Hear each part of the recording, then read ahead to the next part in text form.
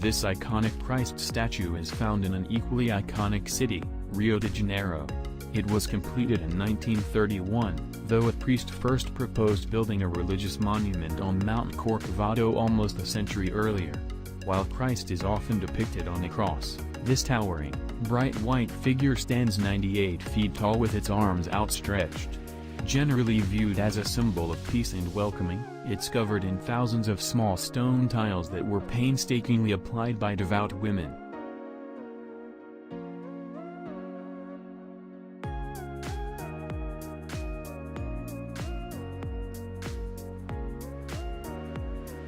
Found in the Yucatan state, Chichen Itza is a massive Mayan city that was once a powerhouse in the area.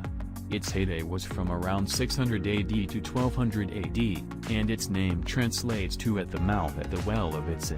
As to what Itza is, it's believed to refer to an ethnic group or translate to enchanter of the waters. The name makes sense either way, as the Yucatan Peninsula is famous for its underwater rivers and open freshwater sinkholes, called cenotes. Water was integral to life here, and likely a factor in the city's success before its eventual, mysterious decline.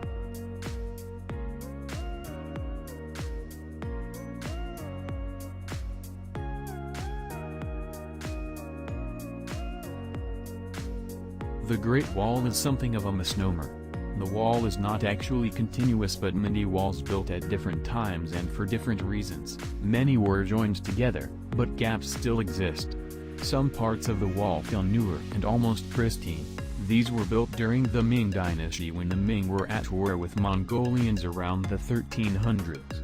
The older walls date back as far as 700 BC, and these sections show their age today. Still, the Great Wall weaves and winds over the hills where China borders Mongolia, measuring about 20,000 kilometers, 12,427 miles, and crossing 9 provinces.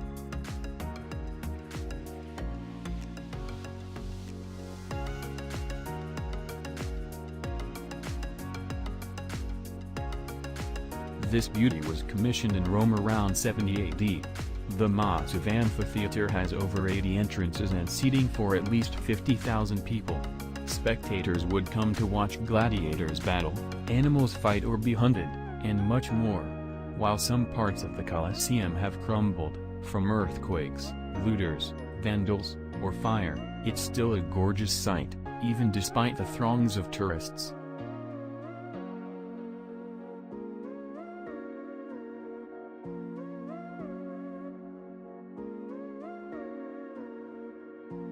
Petra comes from the ancient Greek petros, meaning rock, which is a boring name for a very not boring place. Petra is in the south of Jordan between the Dead Sea and the Red Sea, a few hours' drive from the capital city, Amman, and it's believed to have been established around 300 BC. To access it, you have to walk about 15 minutes through a narrow canyon called the Seek. Exiting the narrow passage, you're greeted by one of the greatest sights on earth, the treasury. Carved into the rock face, it's enormous and overwhelming, and the sandstone is a kaleidoscope of pinks, oranges, and reds.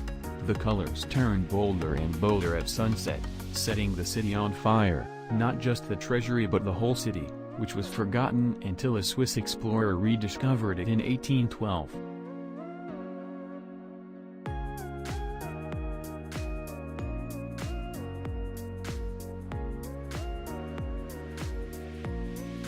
Machu Picchu is one of the most impressive sites in Peru, and on the planet.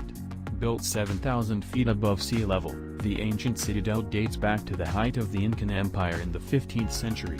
It's estimated that only about 750 people lived here, as it was a royal estate rather than a proper city. In the native tongue, Quechua, the name means old peak, but the excellently constructed site wears its age gracefully and is impressively maintained.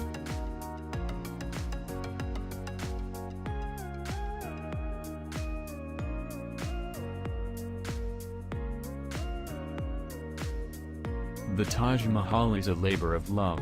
Emperor Shah Jahan built it in honor of his favorite wife, Mumtaz Mahal. who bore 14 children but died in labor. Jahan was lost without her, and in 1631, he began construction on what is probably the world's most elaborate and expensive mausoleum, though the tomb itself is unadorned per Muslim law. Construction required a rumored some 20,000 laborers and 1,000 elephants, who hauled marble from all over the region. The Taj is famously symmetrical, which is part of why it's so beautiful to look at and photograph.